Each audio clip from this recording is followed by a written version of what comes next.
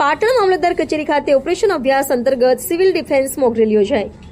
Missile અને bomb પડવાની પરિસ્થિતિમાં આગમાં ફસાયેલા અને કાટમાળમાં દબાયેલા લોકોનું રેસ્ક્યુ કરાયું. બ્લેકઆઉટ સમયમાં દેશદાજ સાથે લાઇટો બંધ રાખી સ્વયંભૂ જોડાવા વહીવટીતંત્રની અપીલ.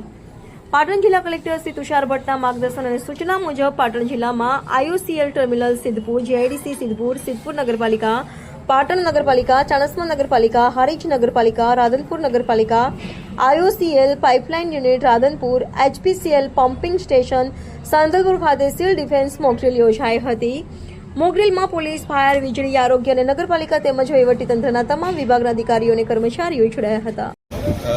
આપ બધા જાણો છો કે જે પાકિસ્તાન સાથે હમણાં તણાવની સિચ્યુએશન છે એના ભાગરૂપે ઓપરેશન અભ્યાસના ભાગરૂપે આજે પાટણ નગરપાલિકા વિસ્તારમાં મામલતદાર કચેરી ખાતે મોકડ્રીલનું આયોજન કરવામાં આવેલું હતું અને તેમાં સ્થાનિક વહીવટીતંત્ર, પોલીસ છે, હેલ્થ છે, વીજળી છે અને નગરપાલિકાથી લઈ અને તમામ સ્થાનિક વહીવટીતંત્રના અધિકારીઓ અને કર્મચારીઓ જોડાયેલા હતા.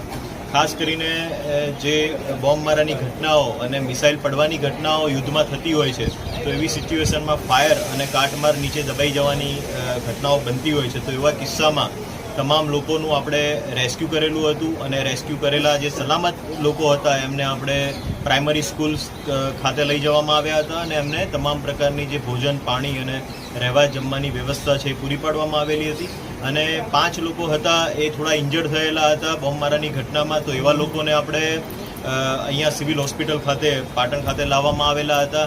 એમાંથી હાલમાં અમે સિવિલ હોસ્પિટલ ખાતે હાજર છીએ અને જે 2 લોકો છે એ એમાંથી થોડા સિરિયસ છે અને જે 3 લોકો છે એ થોડું મોડરેટ એમને ઇન્જરી છે એટલે એમને તુરંત સમયમાં બહાર આવી જશે.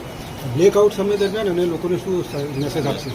આપણે ઓપરેશન અભ્યાસ અંતર્ગત આપણે 7:30 થી 8 બ્લેકઆઉટ સમય જાહેર કરેલો છે.